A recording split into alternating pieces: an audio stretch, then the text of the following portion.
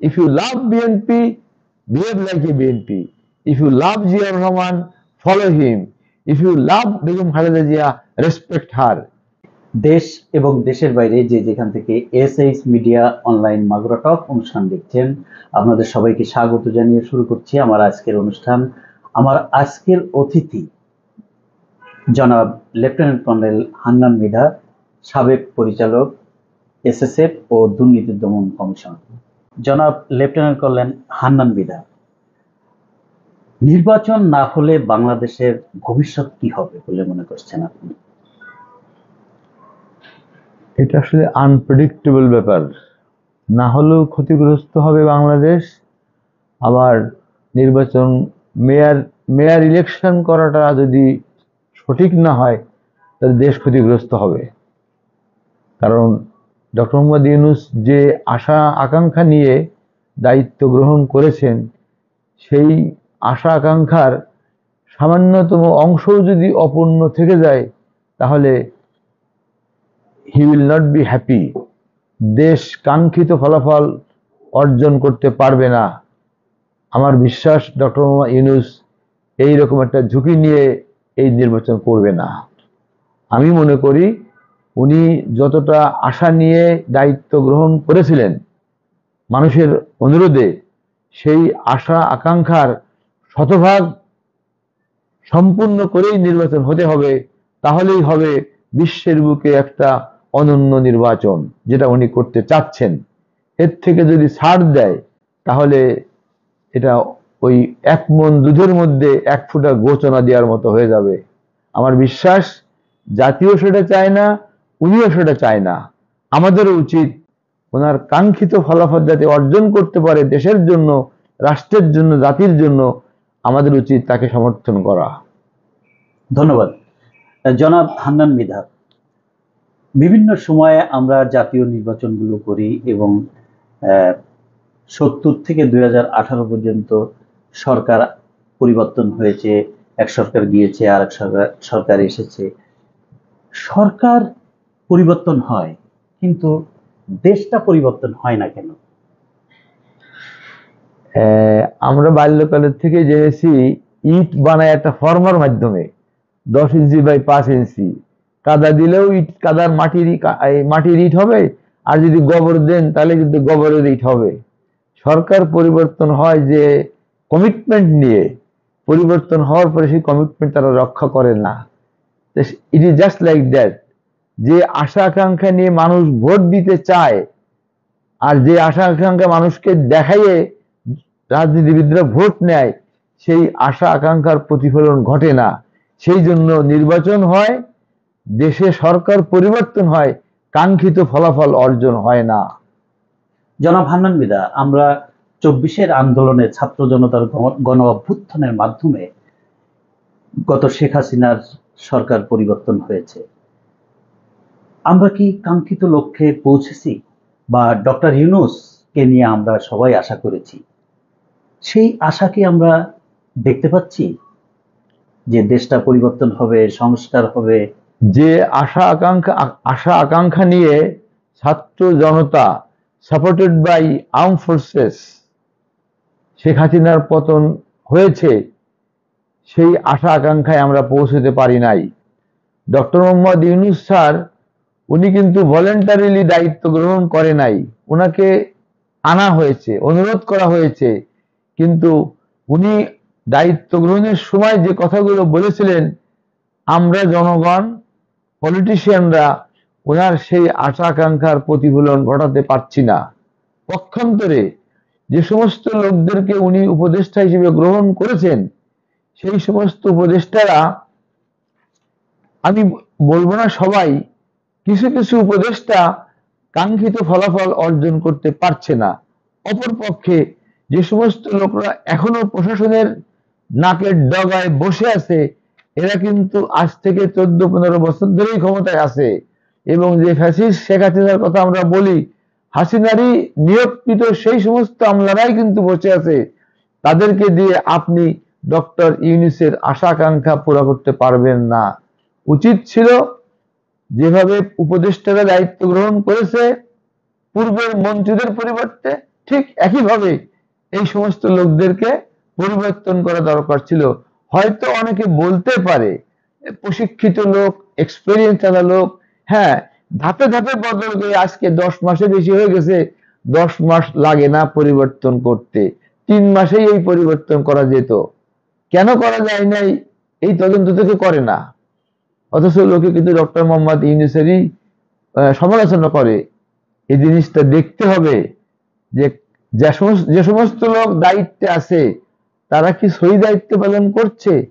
আজকে যে কোনো ব্যাপারে আন্দোলন করছে, হরতাল করছে, সরকার একটা আদেশ দিচ্ছে যে আপনাকে দায়িত্ব পালন সঠিকভাবে করতে হবে, তারা সেটা করবে না, আবার তারা আন্দোলন হরতাল করছে কেন? জাস্টিস সাত্তারের সময় এদেশের ব্যাংক কর্মচারীরা কিন্তু আন্দোলন করেছিল। উনি বলেছিলেন আপনারা আন্দোলন রেখে কাজে যোগদান করেন, একবার বলেছে, সেকেন্ড টাইম বলে নাই, পরের দিন সবাই চাকরিচ্যুত হয়ে গেছে। ব্যাংক কর্মচারীরা থালা হাতে করে বাকি জীবন কাটিয়েছে। আমেরিকার প্রেসিডেন্ট রেগান তার দেশের পাইলটদেরকে বলেছিল তোমরা আন্দোলন থেকে চলে আসো, ব্যবস্থা আমি নিব, তারা আসে নাই। উনি এয়ারফোর্সকে বললো পাইলটদেরকে টেক পোস্ট, এয়ারফোর্সরা পাইলটরা প্লেন চালালো, সেই যে চাকরিচ্যুত হলো আমেরিকার পাইলটরা, আর তারা জীবনে কোনোদিন আন্দোলন হরতাল করবে না। আর একটা উদাহরণ দিচ্ছে আমি, লেট প্রেসিডেন্ট জিয়া রহমান, উনি যখন দায়িত্ব গ্রহণ করেন তখন এদেশের এই ট্রাক ড্রাইভার, বাস ড্রাইভাররা আন্দোলন করে বসলো, খাবার দাবার দাম বেড়ে গেল। উনি তখন, তার 5টা ডিভিশন ছিল তখন, তাদের ডাকলো, জিওসিদেরকে বললো তুমি ঢাকায় আসো, আসার সময় তোমাদের ডিভিশনে কি পরিমাণ খাদ্য মজুদ আছে তার তালিকা নিয়ে আসবে। ওরা আসলো, আসার পরে বলে 7 দিনের জন্য তোমার কি কি খাবার দাবার লাগবে ওটা হিসেব নিয়ে আসো, বলে ওইটা রেখে বাকিটা ঢাকায় পাঠায় দাও। ঢাকায় আসার পরে ঢাকা শহরে 15টা ডিস্ট্রিবিউশন পয়েন্ট করা হলো, সেই ডিস্ট্রিবিউশন পয়েন্ট থেকে কম দামে খাবার দাবার দেয়া হলো। আর একটা আদেশ কি করলো, কোন বাসের মালিক, ট্রাকের মালিক কোন বাস ট্রাক সরকারি রাস্তায় পার্ক করতে পারবে না। কোথায় তারা পার্ক করবে? 2 দিন পরে সবাই এরকম হাত জড় করে স্যার মাফ করে দেন, আজ জীবনে আন্দোলন হরতাল করবো না। It is so easy. Doctor Yunus sir ইচ্ছে করে করতে পারে, কিন্তু সবাই সমালোচনা করবে ওনার। উনি তো, যেহেতু এই আন্দোলনের প্রসঙ্গ আসলো, ডক্টর ইউনূস সরকার দায়িত্ব নেওয়ার পর এই যে একের পর এক আন্দোলন, কোনো কিছু হলেই মনে হচ্ছে যে একটা প্লাবন বয়ে গেছে দাবির। হ্যাঁ, সেই ক্ষেত্রে আরেকটা জিনিস লক্ষ্য করা যাচ্ছে যে সম্প্রতি এই যে মব জাস্টিস, কিছু হলেই একজনকে অপমান অপদস্থ করে তাকে জুতোর মালা পরিয়ে বা মানুষের মাঝে একটা হেনস্থ করে এই যে মব জাস্টিস হচ্ছে, এই মব জাস্টিসকে আপনি কিভাবে দেখছেন? এটা সুন্দর জিনিস না। আমি ডেল কার্নেগির একটা কথা বলবো। উনি একদিন বলেছিলেন কোন এক জনৈক ব্যক্তি মার্ডার করে আসছে একটা লোক, তা সে বলল তুমি কাজটা সুন্দর করো নাই। একথা বলার উদ্দেশ্য মানুষকে সুন্দর সম্বন্ধে খালি জ্ঞান দান করা। কিন্তু ডক্টর মোহাম্মদ ইউনূস আসার পরে মনে করছে যে উনি বোধহয় আসার সময় টাকা পয়সা, ধন দৌলত, চাকরি বাকরি সবকিছু নিয়ে আসছে এক দফা একদমই। রিক্সাওয়ালা বলে আমার ভাড়া বাড়াতে হবে, ট্রাক ড্রাইভার বলে আমার এটা করতে হবে। উনি তো কিছু নিয়ে আসার জন্য এখানে আসেন নাই। তারপরেও উনি কত শত কোটি টাকা অলরেডি বাই নাও বাংলাদেশের ফান্ডে জমা করেছেন। এটা উনি, আমি মনে করি, hit the iron when it is hot. আন্দোলন করার সঙ্গে সঙ্গে they should be send home. এ দেশে এখনো হাজার হাজার শিক্ষিত লোক আছে, উনি প্রতিদিন রিক্রুট করবে, খালি বলে দিক যে আমি আই ওয়ান্ট 100 সিএসপি অফিসার প্রতিদিন, মানে বিসিএস অফিসার প্রতিদিন চাই আমি। পরীক্ষা চলতে থাকবে, anyone doing foul he should be off, next man to take over. এটা আর কোনো বিকল্প নেই। আমার মনে আছে আমি একজন জনৈক প্রতিষ্ঠানের একজন কর্মকর্তাকে জিজ্ঞেস করলাম, আচ্ছা আপনারা তো বলেন যে ঘুষ না খেলে পারেন না, ঘুষ বড় না চাকরি বড়? সে বলে চাকরি বড় স্যার। কেন? বলে চাকরি যদি না থাকে ঘুষ আসবে কোত্থেকে? একেবারে সহি কথা সে বলে দিয়েছিল। আমি মনে করি এদেশের সরকার যে আদেশ দিবে সকালবেলা, ওই সকাল থেকেই সবে পর্যন্ত সেই আদেশ পরের দিন চলতে থাকবে, ব্যতিক্রম হবে হি উইল বি অফ। এবং ওই যে রিক্রুটমেন্ট প্রতিদিন চলতে থাকবে, 10% রিক্রুটমেন্ট প্রতিদিন থাকবে, প্রত্যেকে তার তার র্যাঙ্ক পেয়ে যাবে, কোন দিন কোন পোস্টে চাকরি করবে ওটা সে জেনে যাবে। সে তাকায় থাকবে খালি কোন চেয়ার খালি আছে, I should take post there, I take over, I can tell you within 15 days this country will be all right. ধন্যবাদ জনাব হান্নান মৃধা। আমরা সম্প্রতি এই যে ডক্টর ইউনূস লন্ডন সফর শেষ করে এসেছে এবং তারেক রহমানের সাথে যে রুদ্ধদ্বার বৈঠক হয়েছে, সেখানে নির্বাচন ফেব্রুয়ারিতে দাবি করা হয়েছে, কিন্তু ফেব্রুয়ারিতে নির্বাচন হবে কিনা জানি না। ডক্টর ইউনূস সরকার এপ্রিলের কথা বলেছে।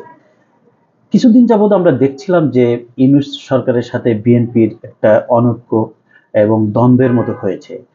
সেই ক্ষেত্রে এই যে সফর শেষ করে আসার পর এই ইউনূস সরকারকে বিএনপি পূর্ণ সমর্থন দিয়ে যাচ্ছে, এইটাকে আপনি কিভাবে দেখছেন?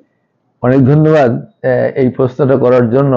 ওনাদের এই সাক্ষাতের ঠিক 1-1.5 মাস আগে, তখন মাননীয় সাবেক প্রধানমন্ত্রী বেগম খালেদা জিয়া দেশে ফিরে আসছেন। আমি আমার একটা চ্যানেলে বলেছিলাম, বর্তমানে বাংলাদেশের যত বার্নিং প্রবলেম আছে, জ্বলন্ত সমস্যা আছে, 2 জন ব্যক্তির কথায় সব সমাধান হয়ে যাবে। একজন হচ্ছে কি সাবেক প্রধানমন্ত্রী বেগম খালেদা জিয়া, 2 নম্বর ডক্টর মোহাম্মদ ইউনূস। আমি পীর ফকির দরবেশ না, কিন্তু এই কথাটা আমি বলেছিলাম, এটা এখনো ইথারে ভাসছে সেগুলা, যে তার কারণ আছে। ডক্টর ইউনূস স্যার যখন 2006 সালে নোবেল প্রাইজ পান, তখন পার্লামেন্টে বেগম খালেদা জিয়া ছিল leader of the opposition, Sheikh Hasina ছিল leader of the parliament. Sheikh Hasina কোনো বক্তব্য দেয় নাই। বেগম খালেদা জিয়া ডক্টর ইউনূস স্যারের সম্বন্ধে 6 মিনিট বক্তব্য রেখেছিলেন পার্লামেন্টে, তার প্রশংসা করে। সে প্রশংসা সত্যিকার অর্থে মানে জানার মতো, শিখার মতো, মনে রাখার মতো। আমি শেখ হাসিনাকে ধন্যবাদ দিই একটা কারণে, উনি সেদিন মাইকটা বন্ধ করার জন্য স্পিকারকে আদেশ করেন নাই। উনি করলে কিন্তু মাইক বন্ধ হয়ে যেত, ভাই ওই কাজটা না করার জন্য তাকে ধন্যবাদ দিই আমি। এটা ডক্টর মোহাম্মদ ইউনূস কিন্তু মনে রেখেছিলেন। After long time doctor Mohammad Yunus বাংলাদেশে ফিরে এসে আর্মড ফোর্স ডেতে সেনাকুঞ্জে ওনার বক্তব্যের শুরুতে বিসমিল্লাহির রহমানির রাহিম বলে লেট প্রেসিডেন্ট জিয়া রহমান সম্বন্ধে উনি 2 থেকে 2.5 মিনিট বক্তব্য দেন। তারপরে 3.5 মিনিট বক্তব্য দিয়েছেন বেগম খালেদা জিয়ার সম্পর্কে। দেশি বিদেশি সাংবাদিকরা সবাই সেদিন বলেছিলেন আজকের দিনের মধ্যমণি বেগম খালেদা জিয়া। ইউনূস স্যার তখন ওনার স্টেজ থেকে নেমে এসে ওনার পাশেই চেয়ার পেতে বসে কথা বলেছিলেন। আমার বিশ্বাস এদেশের মানুষ সেদিন ঠিক এরকম একটা সময়ের মহেন্দ্র অপেক্ষায় ছিল। অতএব আমি মনে করি বেগম খালেদা জিয়া উনি যখন জেলে যান, তখন ওনার কর্মীদেরকে বলে গেছিলেন, আমার মুক্তির জন্য তোমরা আন্দোলন করবা না, তাই যদি করো তাহলে আমি ধরে নেব you do not respect me, you do not love me. গণতন্ত্রের জন্য আন্দোলন করবে আপত্তি নাই, কিন্তু আমার মুক্তির জন্য করবো না। নেলসন ম্যান্ডেলার মতো কথা বলে গেছিলেন সেদিন উনি। আজকে সেই বিএনপি যখন ডক্টর মোহাম্মদ ইউনূসের বিভিন্ন রকমের মানে বুঝে পদত্যাগ করলে আরেকজন আসবে ইত্যাদি, একথা ভালো হয়নি। বেগম খালেদা একটা সেন্টেন্স খালি বলছিল, দেশের স্বার্থে ডক্টর ইউনূসের সঙ্গে বাদ বিতন্ড না করে তার প্রতি সহানুভূতিশীল হন। একটা সেন্টেন্স এদেশের মানুষের পিন ড্রপ সাইলেন্ট। বিএনপি তো কোনো কথা বলেই নাই, অন্য কোনো দলের লোক আর কোনো কথা বলার সুযোগ পায় নাই, তারা কিন্তু সম্মান করে নাই। এটা বিএনপির বোঝা উচিত। বিএনপি একটা বড় দল এই মুহূর্তে, যেহেতু আওয়ামী লীগ নির্বাচনে অংশগ্রহণ করতে পারবে কিনা সেটা আমি জানি না, তবে নির্বাচনে আওয়ামী লীগের নেতা নেত্রীরা অংশগ্রহণ না করতে পারলেও আওয়ামী লীগের লোকেরা কিন্তু ভোট দিতে পারবে, তাদের ভোট দেওয়ার অধিকার কিন্তু কেউ কেড়ে নেয়নি। এখানেই কিন্তু একটা চমক সৃষ্টি হতে পারে। বিএনপি যদি সহি ক্যান্ডিডেটদেরকে নমিনেশন দিতে ভুল করে ফেলে, তাহলে কিন্তু বিকল্প ক্যান্ডিডেট দাঁড়ায় যাবে। সেই বিকল্প ক্যান্ডিডেটদের কিন্তু আওয়ামী লীগই কিন্তু ভোট দেবে। এখন এটা আমি মনে করি যারা বিএনপিকে ভালোবাসে তাদের উচিত বিএনপির নমিনেশন তাদেরকেই দেওয়া উচিত, যাদেরকে দ্বারা বৈতরণী পার হতে পারে, মানুষ তাদেরকে ভোট দেবে। এখন বর্তমান দেশের অবস্থা যেরকম হয়েছে, আওয়ামী লীগের লোকের ফাঁদে কিন্তু বিএনপি পা দিয়েছে অলরেডি। সমস্ত অন্যায় তারা কিন্তু করতেছে, পাথর বিক্রি করতেছে সিলেটে, কুমিল্লাতে ইপিজেডের ওখানে হরতাল মানে আনন্দ উৎসব চলতেছে, বালু বিক্রি করতেছে, ছেলেদেরকে মেরে ফেলছে, কিন্তু কাজটা করতেছে কিন্তু আওয়ামী লীগের লোকেরা। দোষটা হচ্ছে কিন্তু বিএনপির।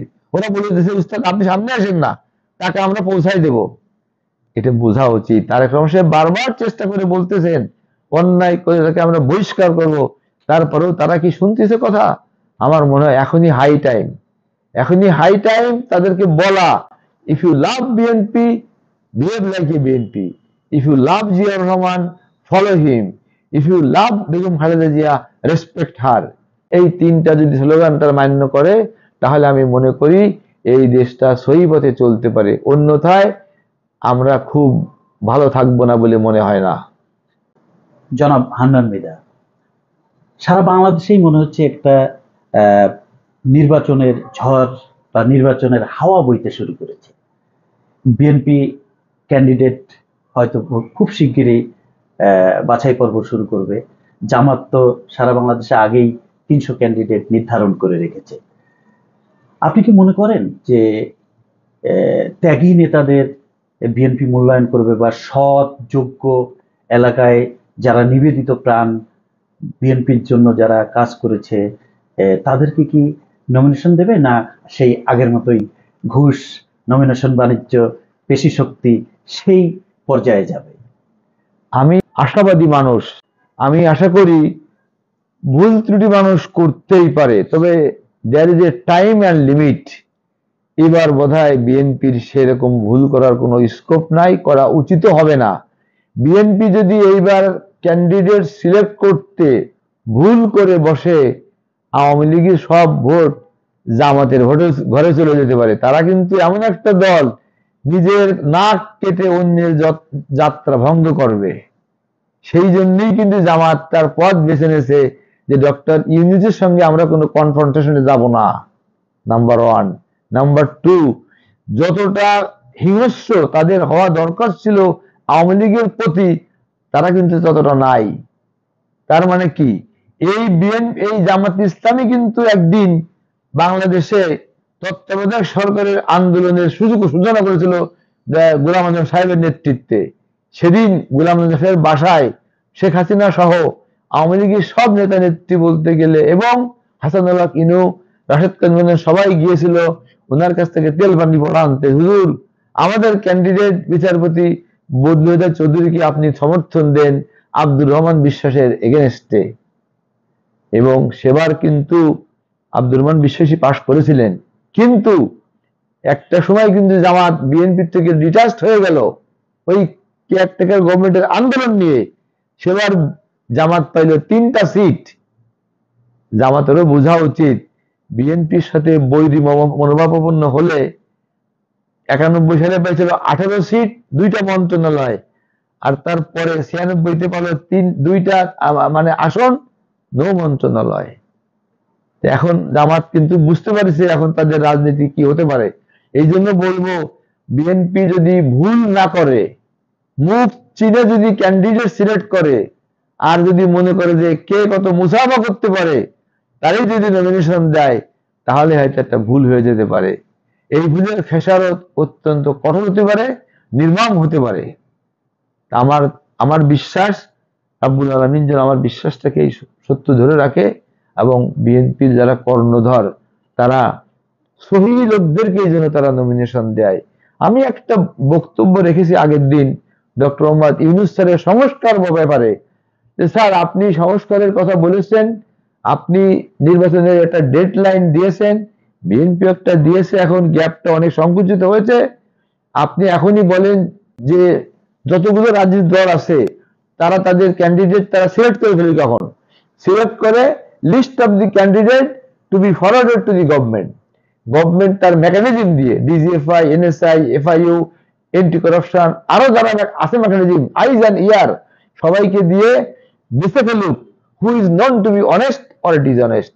অনেস্ট লোকদেরকে উনি বলেছেন যে এই লোকগুলো নির্বাচনে প্রতিদ্বন্দ্বিতা করতে যোগ্য। ধন্যবাদ। আমি আরেকটা প্রশ্ন করতে চাই, যেহেতু নির্বাচন নিয়ে প্রশ্ন। এনসিপি এবং জামাত তারা স্থানীয় নির্বাচনকে আগে দাবি করেছে, স্থানীয় নির্বাচন যাতে হয়।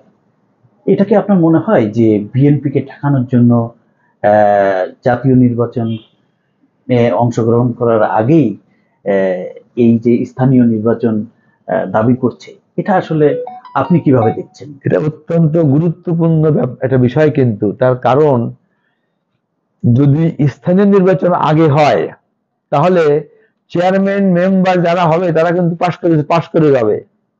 পাশ করার পরে সেই চেয়ারম্যান মেম্বার কিন্তু আর ইচ্ছা মতো নির্দেশ মতো এমপি ক্যান্ডিডেটকে ভোট দেবে না। কিন্তু যদি এমপি ইলেকশনটা আগে হয় তাহলে বাধ্য হবে বিএনপির উর্বী ক্যান্ডিডেট যারা যারা ক্যান্ডিডেট চাচ্ছে তারা কিন্তু যে ক্যান্ডিডেট এমপি হয়ে যেতে পারে তার সমর্থনেই কাজ করবে। তখন এমপি হয়ে গেল, এরপরে যখন আসবে চেয়ারম্যান মেম্বারের ভোটের কথা বা নমিনেশনের, তখন কিন্তু ওই এমপি প্লে করবে ওই চেয়ারম্যান মেম্বারের সঙ্গে, তখন তারা অসহায় হয়ে যাবে। এই জন্যই তারা কিন্তু চেষ্টা করবে এখনকার আজকের দিনে বলছি, সারা দেশের মানুষ সমর্থন করবে যে আগে হোক স্থানীয় নির্বাচন। তাহলে কি হবে, তারা প্লে করতে পারবে এমপি সাহেবদেরকে। আর যদি এইটা পরে হয় তাহলে এমপি সাহেবরা প্লে করবে ওই ক্যান্ডিডেটদেরকে। জামাত কিন্তু সেই পন্থায় অবলম্বন করতে যাচ্ছে। এই জন্য আমার অনুরোধ থাকবে যে BNP should be more careful than before. Awami লীগের আমাদের যতটা তারা কেয়ারফুল ছিল তার থেকে এখন বেশি কেয়ারফুল হতে হবে। সহি ক্যান্ডিডেটকে সিলেক্ট করা, এই সুযোগ সেকেন্ড টাইম নাও পেতে পারে। এমনও হতে পারে যে ক্যান্ডিডেটকে নিজেকে সহি মনে করে, যে ক্যান্ডিডেট তার তিতিক্ষা আছে, যে ক্যান্ডিডেট অনেক উন্নয়নমূলক কাজ করেছে, কোনো চান্দা নেয় নাই, কোনো শেয়ার নেয় নাই, কিন্তু সে যদি নমিনেশন না পায় সে কিন্তু চলে যেতে পারে অন্য দলের হয়ে, মানে নিউট্রাল হতে পারে। মানুষ কিন্তু তাকে বেছে নেবে। আর ওই যে আওয়ামী লীগ জানে তাদের কোনো ক্যান্ডিডেট এবার ইলেকশনে আসতে পারবে না, আওয়ামী লীগ কিন্তু তাকেই বেছে নেবে। এই হুসরটা কিন্তু বিএনপি খেয়ে ফেলবে। আমি আশা করব, আমি রাজনৈতিক প্রজ্ঞামান ব্যক্তি না, সামরিক বাহিনীর সদস্য, ভোট আমি করি নাই, ভোট আমি করাইছি। সেই করাতে যে কিন্তু এরশাদ সাহেবের ক্যান্ডিডেট ফেল করেছে নাগেশ্বরী ভুরুঙ্গামারিতে, নাম হচ্ছে গিয়ে লেফটেন্যান্ট কর্নেল সবুর মন্ডল, উনি ফেল করেছে। পাশ করেছে মোহাম্মদ বাদশাহ বালতি মার্কা নিয়ে, ফ্রিডম ফাইটার।